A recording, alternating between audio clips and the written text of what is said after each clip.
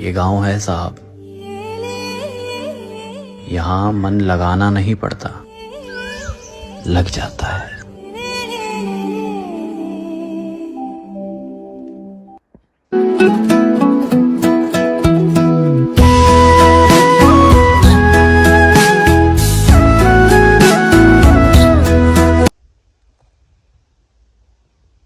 मान्छे साधारण हुनुपर्छ, मान्छे सुकुलमा नि बस्न सक्नुपर्छ, मान्छे सुनको पलङमा नि बस्न सक्नुपर्छ, मान्छे जहाँ पनि फिट हुनुपर्छ।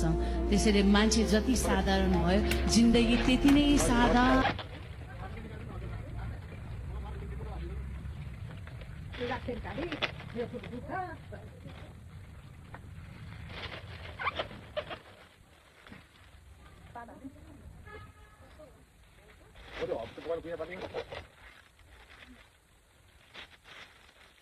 सुन कान्छा, हामी त गाउँको छोरी हो।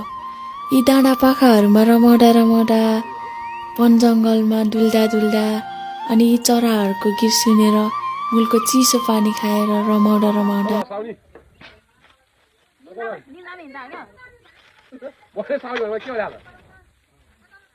सबै कुरा जन्मजातै सिकेर आइँदैन। आफूले ढाल्ने कोसिस गरेपछि आफ्नो जीवनलाई, जीवनशैलीलाई, चाहे त्यो सहरमा हुर्किएको होस् चाहे त्यो गाउँमा हुर्किएको होस्, सबै काममा सबै योग्य भएका हुँदैनन्, तर सिक्दै गएपछि आउने रहेछ। र यो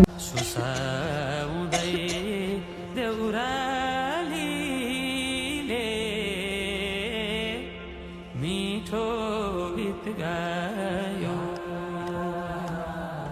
हिउँले सरी